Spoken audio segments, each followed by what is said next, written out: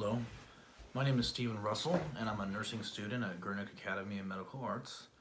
And I wanted to take a couple of minutes of your time today to talk to you about something that's very personal for me, and that's post-traumatic stress disorder, especially in veterans and people who've experienced extremely traumatic things, like EMS workers or police officers and so on.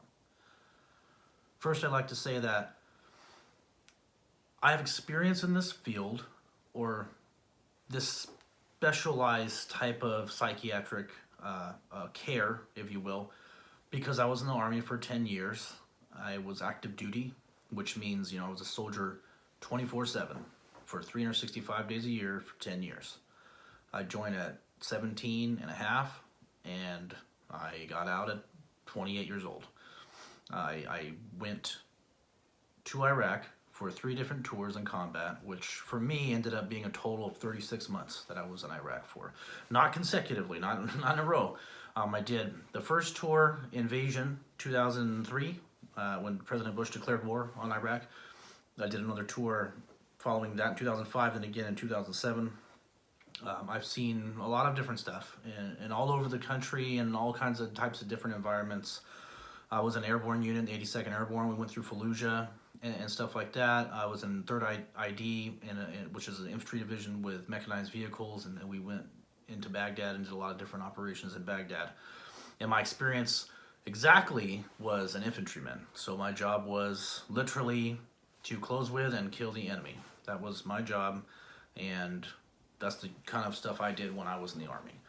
So, as I progressed in my career, I went from being the rifleman to the squad leader or team leader, squad leader, and so forth.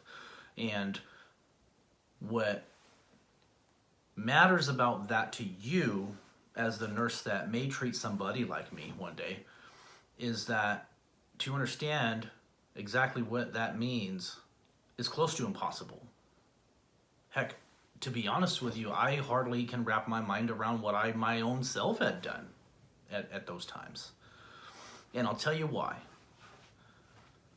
PTSD, especially in combat veterans and police officers, medical workers, people that see horrible stuff like that, typically is perceived to be worse, or at its pinnacle, right? Its highest, most acute point right when you get out. So immediately following your service, mine ended in 2012, so theoretically I should have had my biggest triggers, my worst episodes, and my most stress related to all this stuff right when I got out in 2012, which is the complete opposite from what happened.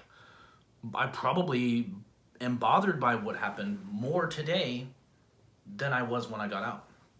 And I know you might be thinking, that seems strange, but we tend to look at it medically as nurses or providers, like an illness that you would treat where once you diagnose it, the symptoms are there, and then you begin treating it, and then it, de-escalates, and eventually you heal.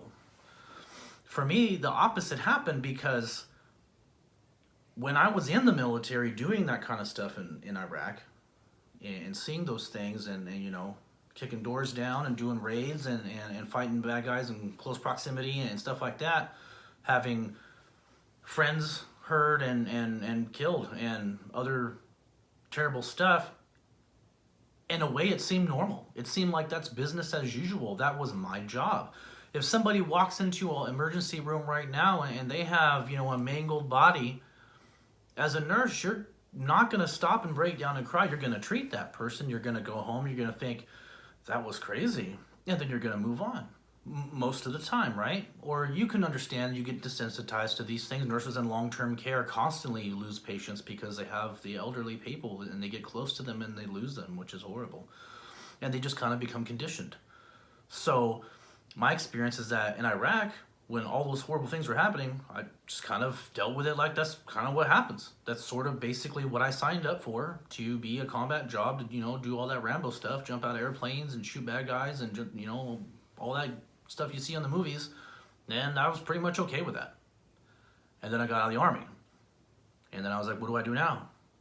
I went to school and I got a bachelor's degree in criminal justice. And I was like, I want to be a police officer.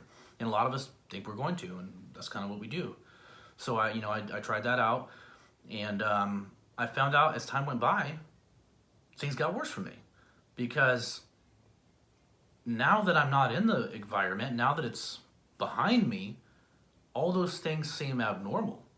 So all that stuff that I saw and did and felt and experienced started to become less and less normal as time went by. So when I got out in 2012, it was my least symptomatic time. And now, 2019, I have children. I have a career that has nothing to do with harming people. As a matter of fact, I chose nursing because it has the opposite effect of what I did, which is helping people. I don't do violence. I do the complete opposite, which is healing.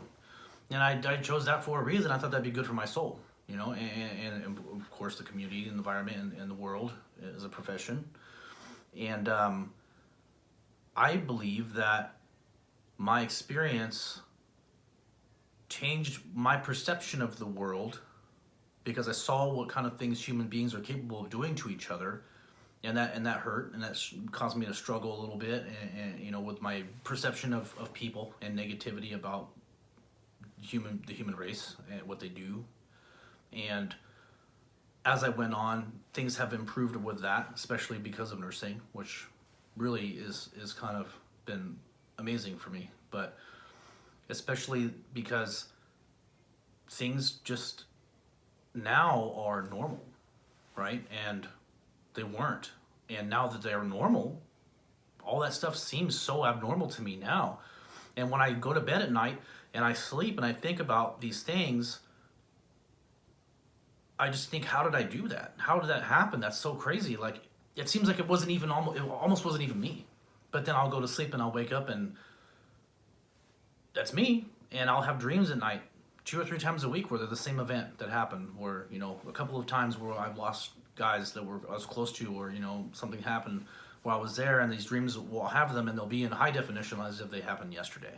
And I can never change anything. They just play out the exact same way, and the sights, the smells, the sounds are all there when I wake up, and it kind of just, that's the way it is. And all those things just seem so normal, like everyday business. I mean, it's horrible. You still feel a sense of dread and a sense of fear and a sense of sadness when that happens at that time while you're there. But later on, you really process it, and you're like, wow, that's so crazy. So, I think it's important to understand, as providers in healthcare, especially in mental health care, mental health nursing even,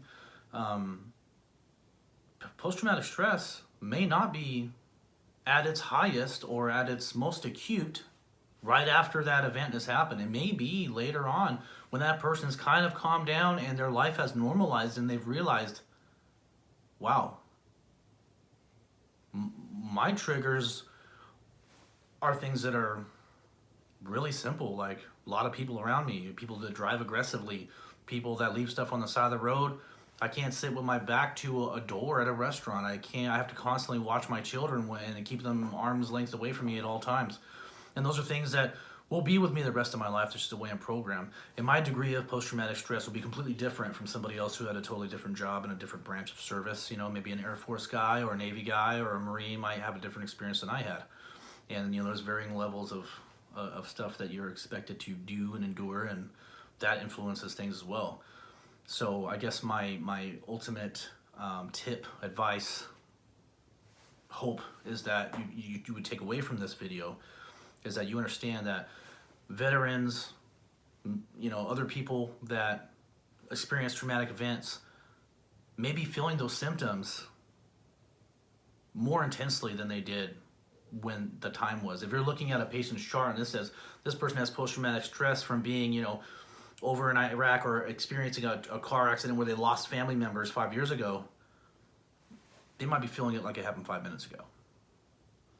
And I know that you'll do your very best as a nurse to empathize with that person and not expect them to get over it, or to, whatever other thing that people think that you can just do, because it doesn't work that way.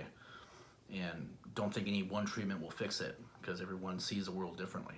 10 people can see the same event and have 10 different stories. So just be patient and empathize with those people and understand that it's different for everyone. And I know you will, because why else would you be a nurse if you didn't care? Thanks for watching this video.